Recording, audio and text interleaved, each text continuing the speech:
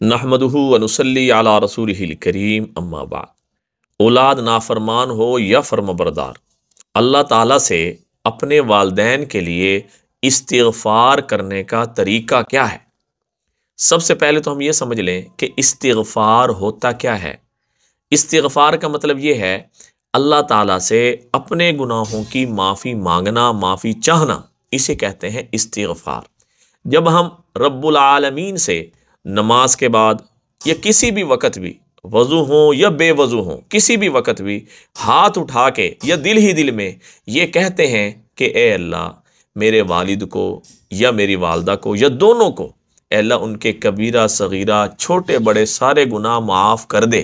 ये होता है अल्लाह ताला से अपने वालदैन के लिए इस्तिग़फ़ार करना, उनके लिए दुआ करना। अब इस करने से होता क्या है, अगर किसी के वालदैन फ़ौत हुए हों और बंदा ये कह दे अल्लाह ताला से कि ए अल्लाह, मेरे वालदैन के कबीरा सगीरा गुनाह माफ़ कर दे। ये भी तरीका। एक दूसरा तरीका यूँ है, अस्तग़फ़िरुल्लाह अस्तग़फ़िरुल्लाह अस्तग़फ़िरुल्लाह, ए अल्लाह इसका सवाब मेरे वालिद या वालदा को पहुँचा दे। ये भी तरीक़ाकार है।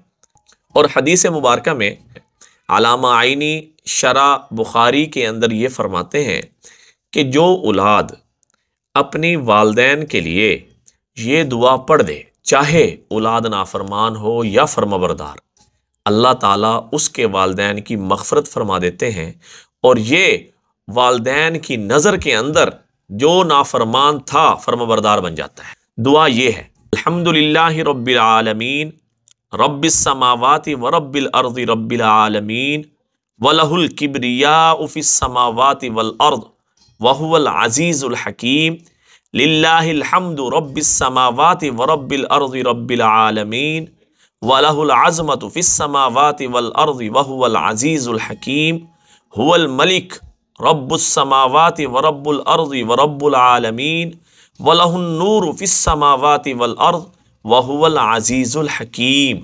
जब आपने ये दुआ पढ़ ली, फिर ये कहना है कि ए अल्लाह, इस दुआ का सवाब मेरे वालदैन को पहुँचा दे। अब आप दो हालतों से खाली नहीं, या तो आप फर्माबरदार हैं या नाफरमान।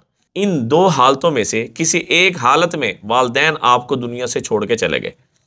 जब आप ये दुआ पढ़ देंगे तो अल्लाह की नज़र में आप अल्लाह जल्ले शानहू के यहाँ फर्माबरदार शुमार हो जाएंगे, वालदैन की मग़फ़िरत हो जाएगी, वालदैन आपसे राज़ी हो जाएंगे।